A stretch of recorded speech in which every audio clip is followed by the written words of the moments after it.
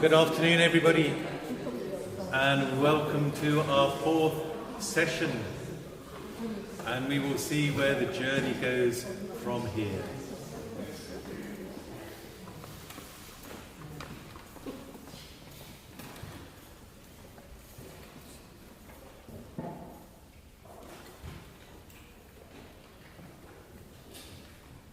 Just a drop to keep me going for the last bit of the journey. Oh, I need to put my microphone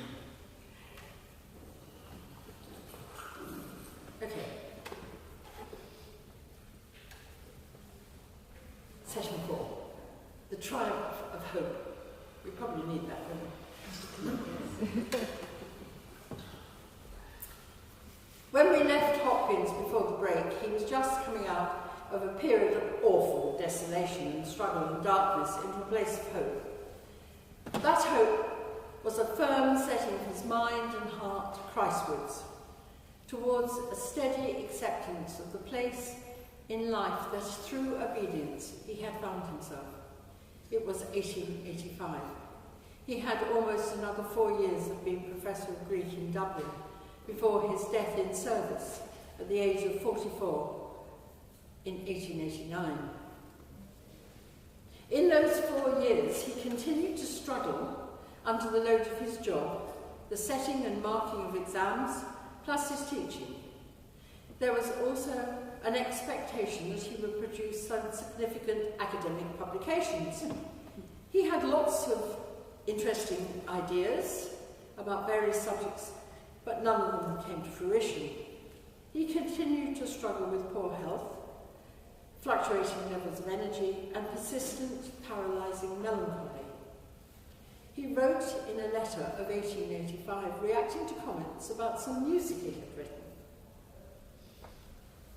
If I were otherwise than I am, it would brisk me up and set me to work. But in that coffin of weakness and dejection in which I live, without even the hope of change, I do not know that I can make, or making could keep up, the exertion of learning better.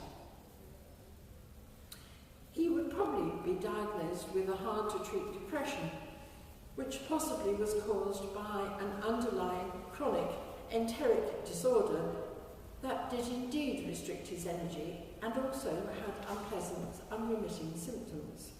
He made the best of this state, but things didn't get better.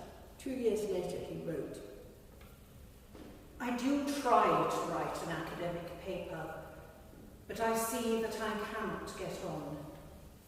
I cannot do what even my appliances make best and easiest. Far less can I anything else. Still, I could throw myself cheerfully into my day's work. I cannot. I am in a prostration. I only need one thing. A working health, a working strength, and with that, any employment is tolerable or pleasant, enough for human nature. Without it, things are liable to go very hardly with it. My trouble is not the not being able to write a book, it is the not being fit for my work, and the struggling vainly to make myself fitter. Nevertheless, he soldiers on. And in this period in Dublin, he did manage to write some fine poems. He also kept up a lively correspondence with Robert Bridges, Dixon, and Coventry Patmore, all poets about poetry in English and Greek. He made some good friends with local Catholic families, often staying with them for visits. He was not without friends, and the Jesuits treated him well and with kindness and consideration. At the beginning of January 1889, he made his annual 8-day retreat, using the spiritual exercises of St. Ignatius. We have some of his retreat notes, so we get a tiny glimpse into his soul again. It was a tough time for him. He encounters the loathing that he had been keeping at bay.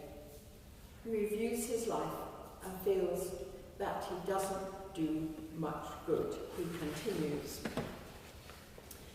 Yet it seems to me that I could live this life well enough if I had bodily energy and cheerful spirits. However, these God will not give me. The other part, the more important, remains my inward service.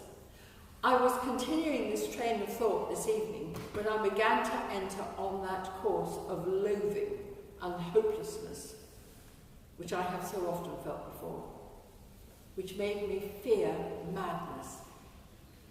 And here it is again. I could therefore do no more than repeat, "You are just, Lord, and just is your judgment," and the like. And then, being tired, I nodded and woke with a start. What is my wretched life? 5 wasted years almost have passed in Ireland. I am ashamed of the little I have done, of my waste of time. Yet, although my helplessness and weakness is such I could scarcely do otherwise, all my undertakings miscarry. I am like a straining eunuch. I am no master of myself, and that is the worst failure of all. Oh my God, look down on me. At the end of his retreat, he goes back to work. It is not any more fulfilling than it was before, but something has shifted in Hopkins. He is not just passively, paralysingly depressed. He is angry with God for the way he's being treated. In this, his regular saying of the Psalms of the daily office and the Old Testament passages which occur in the seasonal changes of the liturgy of the Mass give precedence for contending with God. This was an inner movement away from depression and lacklustre acceptance of his situation to anger about it.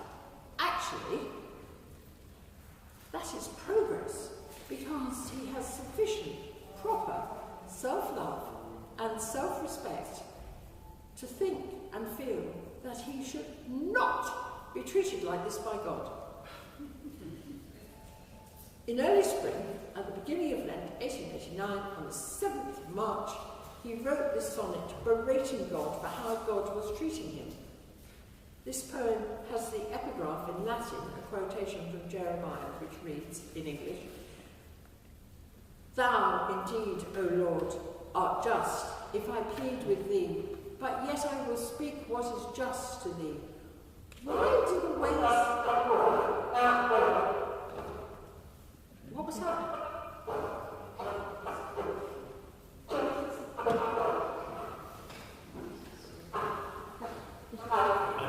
I'm not sure, but that's it.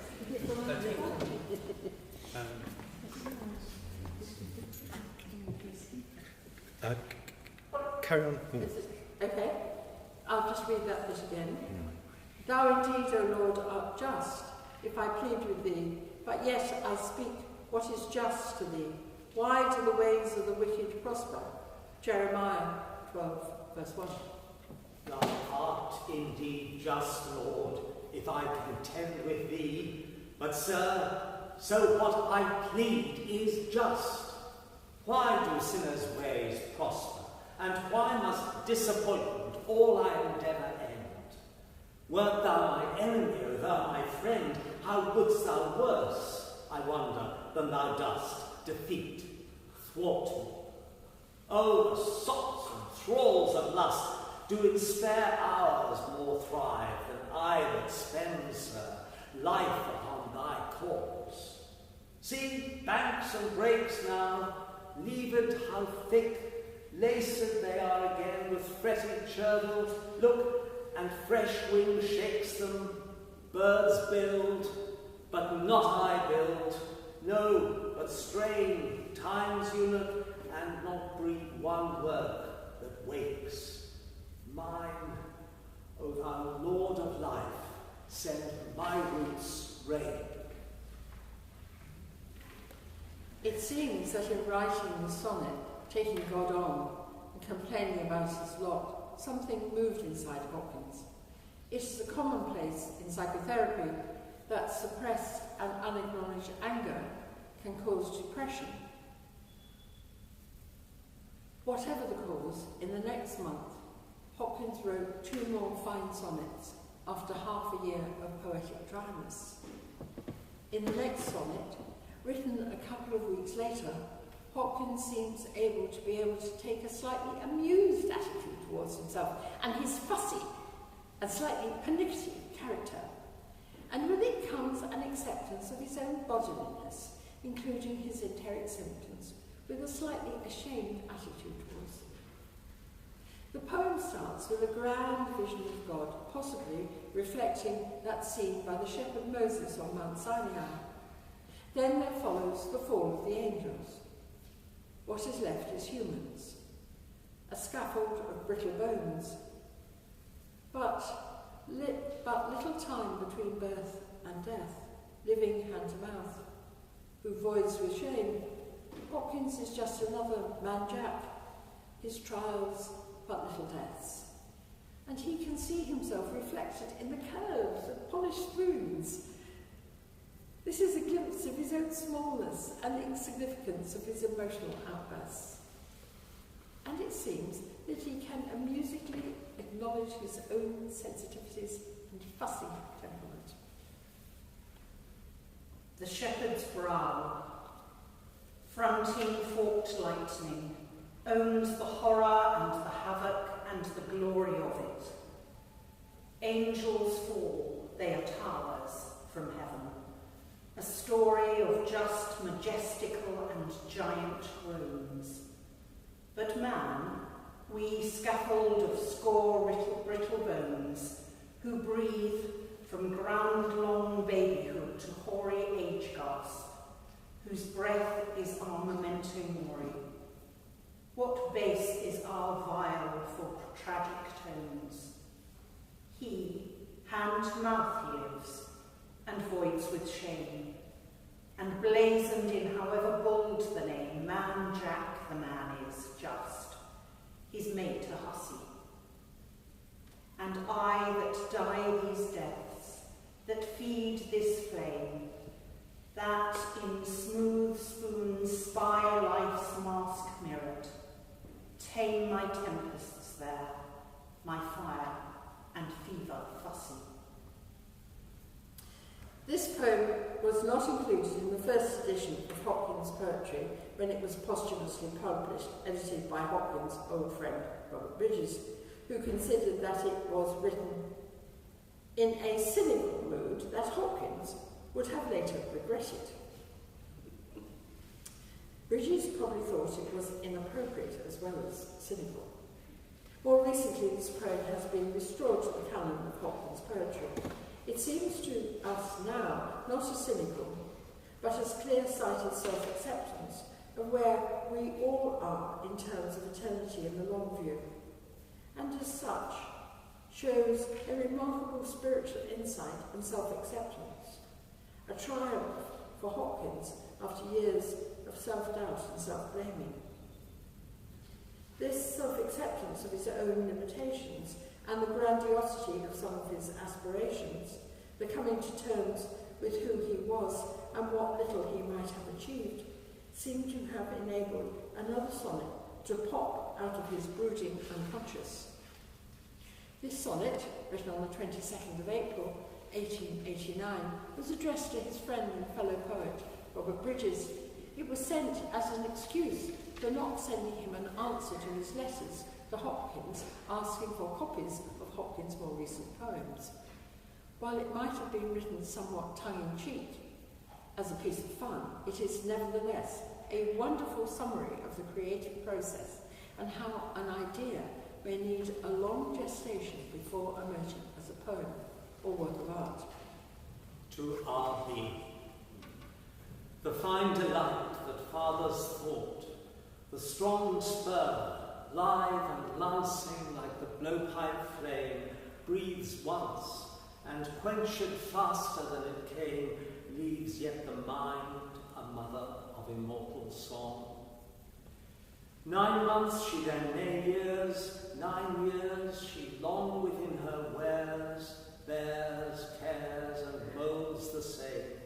The widow with insight lost she lives, with aim now known, and hand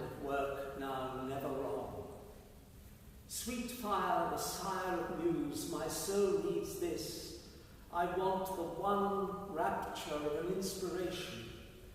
Oh then, if in my lagging lines you miss the roll, the rise, the carol, the creation, my winter world that scarcely breathes that bliss now yields you with some sighs our explanation.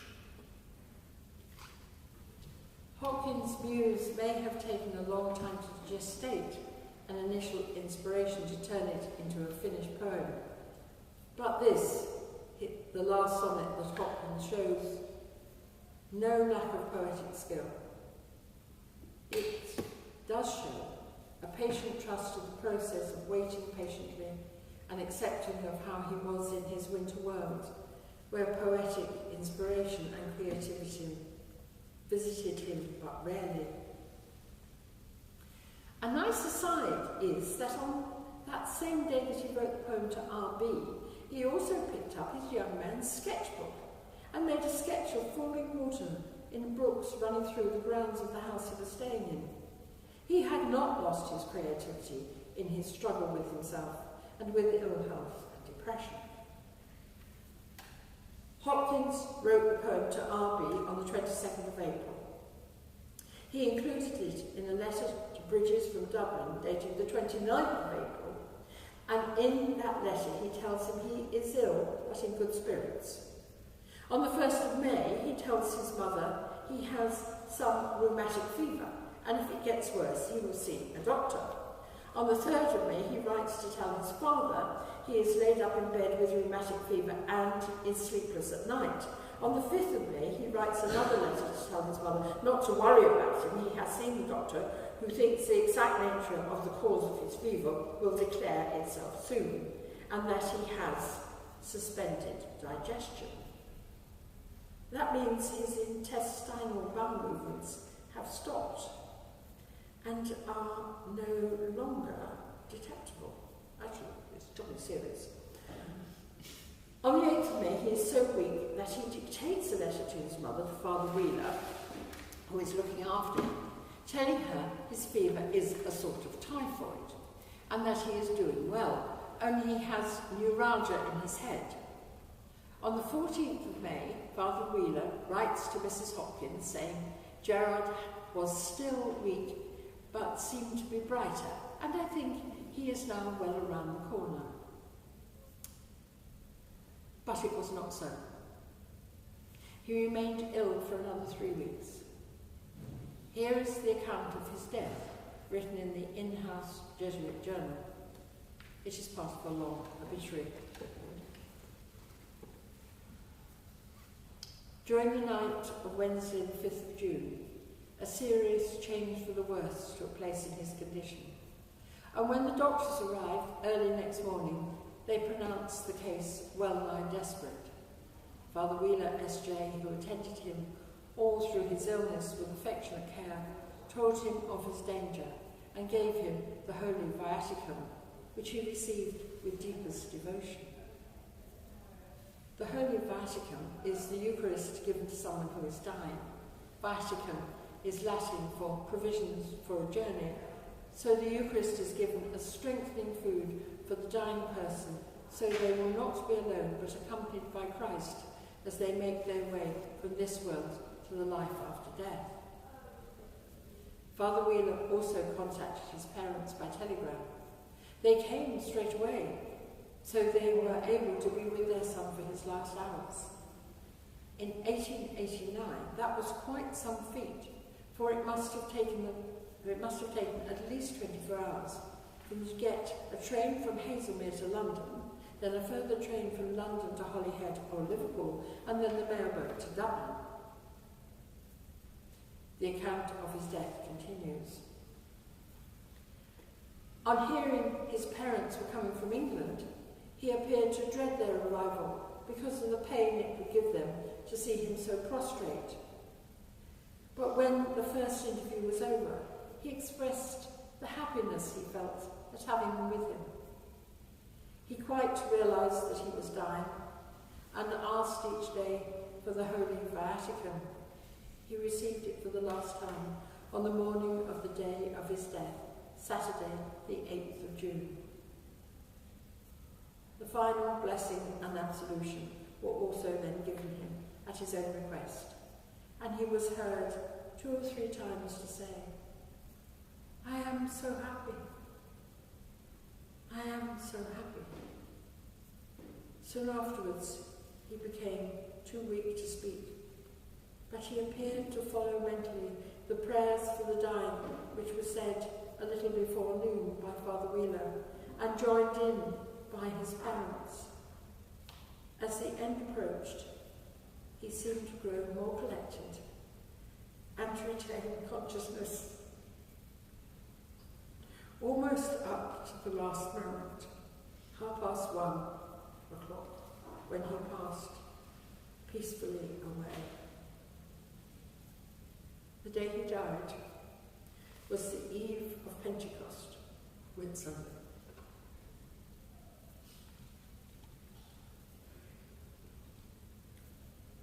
Afterwards, Hopkins' mother wrote to one of his old friends about his death. He had seemed to be doing quite well, but dangerous symptoms set in, which he had no longer strength to resist. His father and I were thankful to be with him for the last few days and to the end, which at the last was peaceful, though he had suffered much for some days. He never lost consciousness till just the last. It is a comfort to have seen that all that skill and care could do to save him was done, and to have seen how affectionately he was beloved and respected by everyone who knew him there. His funeral was a remarkable one. One of his fellow Jesuits wrote of him, "I take it as a great mark of his personal holiness and of the love God had for him, that he willingly and joyfully carried the cross, for in his case it was no light one, that every good religious has to carry after Jesus Christ."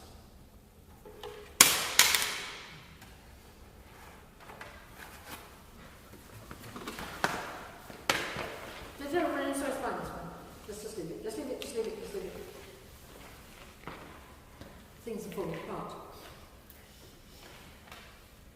I want to finish with a wonderful poem which Hopkins wrote about a year before his death, when he was in Dublin as professor of Greek. This poem, a hugely expanded sonnet with annexes and outribbings attached to it, contains so much of Hopkins' thoughts and interests over his lifetime.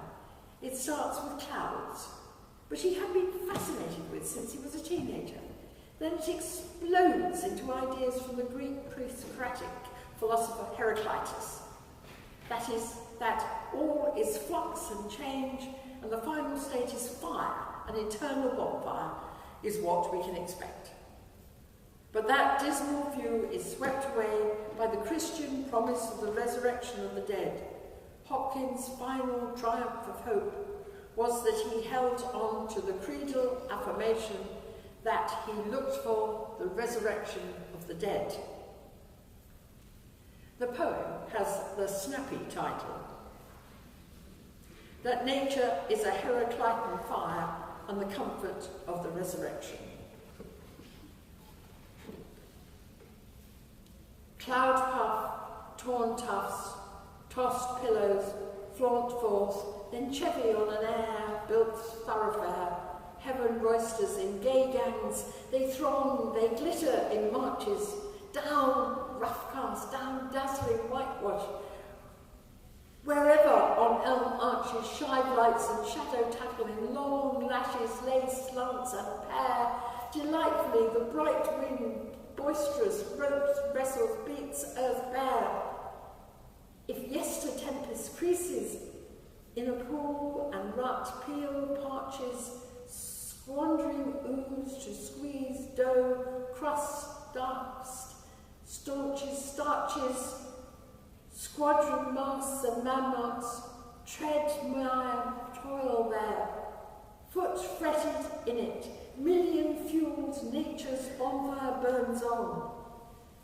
but quenched her bonniest dearest to her clearest self-spark.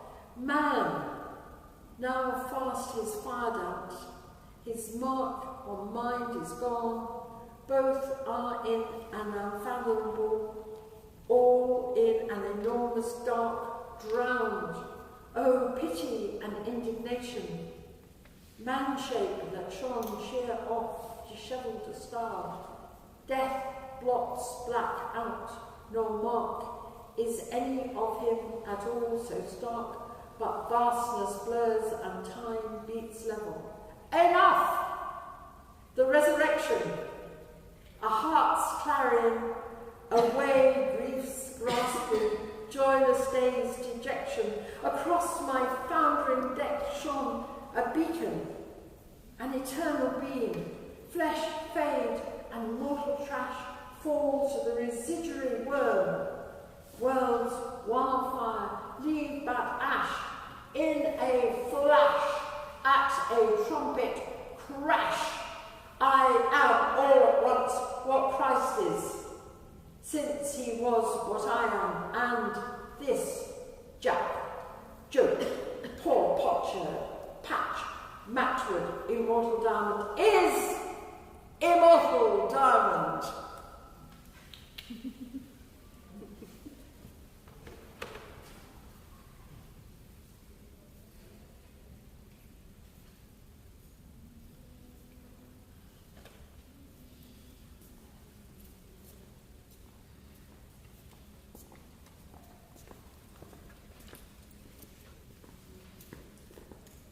What a way to finish. Not only for a great poet, but also for a great speaker this afternoon and great readers. Absolutely. Are we allowed to clap now? Yes. Oh, great.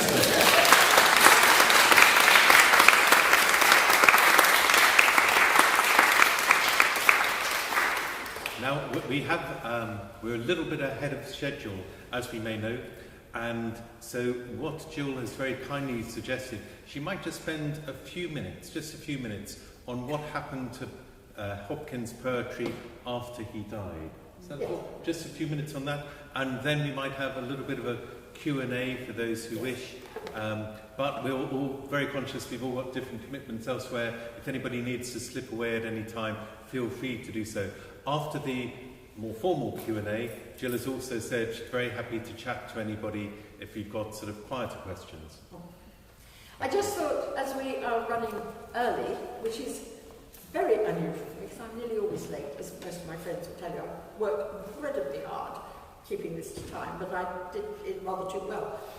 I thought it might, and I'm not scripted, so you're just getting me as I am. I thought it might be worth just telling you what happened to Hopkins' poetry after he died, because he had thought in his life as a Jesuit that it wasn't appropriate to get it published after he tried to publish the Record of Deutschland, fell flat on its face. A couple of tiny things were published by friends, but he basically thought it wasn't part of his vocation as a Jesuit to have it published. He only shared it with 2 or 3 friends. His mother had a couple of copies, his friend Dixon and Robert Bridges had some of his poems.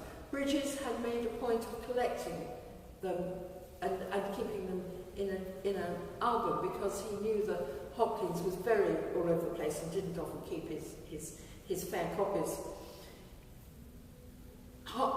Bridges said to his mother, Hopkins' mother, after Hopkins died, that he would try and put them together and publish them.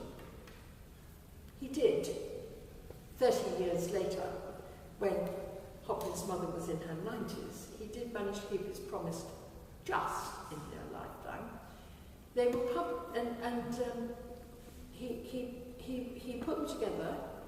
He wrote a absolutely terrible introduction about how difficult Hopkins was and how the Record of Deutschland was a dragon at the gate to get past, and how Hopkins had some terrible poetic habits. I have to say, we remember Hopkins, we mostly don't remember Robert Bridges' poems. But he did, and it was that he's difficult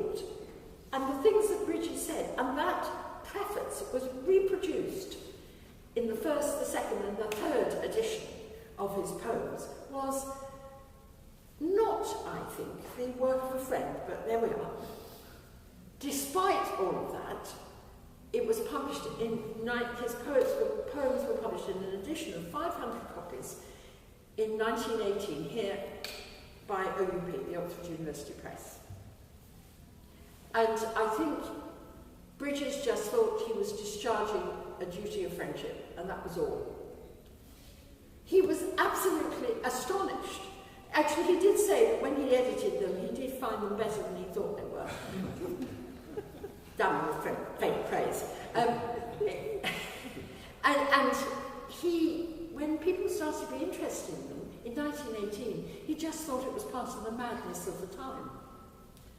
He just thought, well, the world's going to pot and they like Hopkins' poem, mad.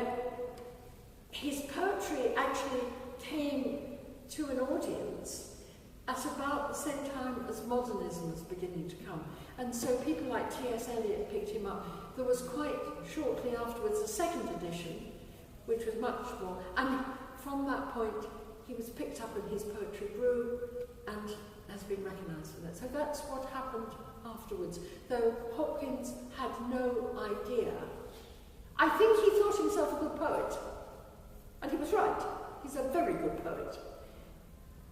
But I do not think he had any possible idea of what the post-mortem life of his poetry would be. So that is the encouragement to us all, that maybe some of the things we do in our lives have a post-mortem life that we don't know about. Okay, on that thought I will now stop. I just thought you might like to know what happened next.